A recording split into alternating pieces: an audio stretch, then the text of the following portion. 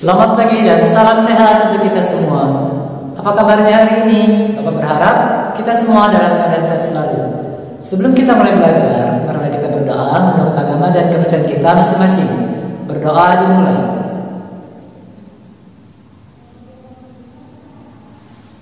Berdoa selesai. Nah, yang lalu kita sudah membahas mengenai pengurangan vektor dan vektor satuan. Kali ini kita akan membahas mengenai perkalian skalar dua vektor. Adapun yang menjadi tujuan pembelajaran kita pada pertemuan kali ini adalah mampu menyelesaikan masalah yang berkaitan dengan perkalian skalar dua vektor serta mampu menyelesaikan permasalahan dari penerapan vektor. Baiklah, Bapak berharap kalian bisa tetap fokus dalam mengikuti pembelajaran kita kali ini. Perkalian skalar dua vektor. Perkalian skalar dua vektor ini disebut juga dengan dot product. Jika kita misalkan nilai vektor A dengan unsurnya A1 dan A2 dan vektor B dengan unsurnya B1, B2, maka vektor A dot vektor B sama dengan unsur dari vektor A dot unsur dari vektor B. Maka hasil operasinya ini adalah cukup kita kalikan unsur-unsur yang terletak di antara kedua vektor, yaitu A1 dikali dengan B1, kemudian ditambah dengan unsur yang lain yaitu A2 dikali dengan B2. Maka hasil dari perkalian skalar dua vektor ini nantinya akan menghasilkan sebuah skalar atau sebuah bilangan. Kemudian kita lihat untuk sifatnya. Sifat-sifat dari perkalian skalar dua vektor ini yang pertama adalah sifat komutatif.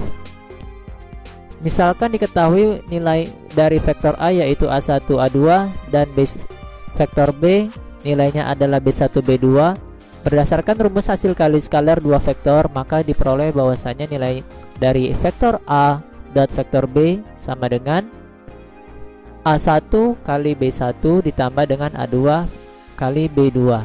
Ketika nilai A, vektor A dikali dengan vektor B, maka hasilnya A1 B1 ditambah A2 B2. Kemudian hasilnya akan sama dengan ketika vektor B dikali dengan vektor A. Maka hasilnya nanti kita peroleh B1 A1 ditambah B2 A2. Kita lihat ketika nilai A kali vektor kali B dan vektor B dikali dengan vektor A, hasilnya akan sama di antara kedua perkalian ini. Maka untuk perkalian skalar dua vektor berlaku sifat komutatif. Kemudian yang kedua adalah sifat distributif. Misalkan diketahui vektor A yaitu A1 A2, vektor B dengan unsurnya B1 B2 dan vektor C dengan unsurnya C1 C2. Maka berdasarkan rumus hasil kali skalar dua vektor akan diperoleh vektor A dikali dengan B tambah C sama dengan vektor A dikali vektor B ditambah dengan vektor A dikali dengan vektor C. Artinya di sini dia adalah kita kalikan terlebih dahulu ke dalam vektor A dengan vektor B, vektor A dikali dengan vektor C, atau kita jumlahkan terlebih dahulu vektor B ditambah vektor C, nanti hasilnya baru kita kalikan dengan vektor A. Itu akan sama hasilnya. Ya, ketika kita jumlahkan terlebih dahulu atau kita kalikan terlebih dahulu seperti ini, maka nanti hasilnya akan sama. Begitu juga untuk A tambah B dikali dengan vektor C sama dengan vektor A kali vektor C ditambah dengan vektor B kali vektor C. Sama juga ketika kita jumlahkan terlebih dahulu A tambah B, kemudian kita kalikan dengan vektor C, itu hasilnya akan sama dengan ketika vektor C ini kita kalikan terlebih dahulu ke vektor A, kemudian ditambah dengan vektor C dikali dengan vektor B, itu akan menghasilkan nilai yang sama. Kemudian sifat yang ketiga yaitu kita misalkan diketahui vektor A sama dengan A1 A2, maka ini akan berlaku ketika vektor A dikali dengan vektor A sendiri, itu nilainya adalah panjang dari vektor A kuadrat.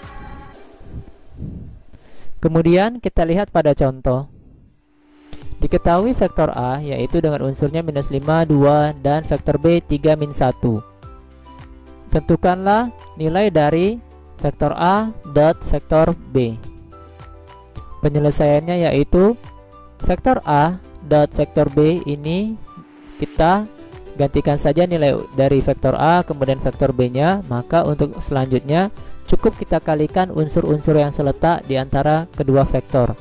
Minus 5 dikali dengan 3. Maka di sini kita tuliskan minus 5 dot 3 ditambah dengan 2 dot minus 1.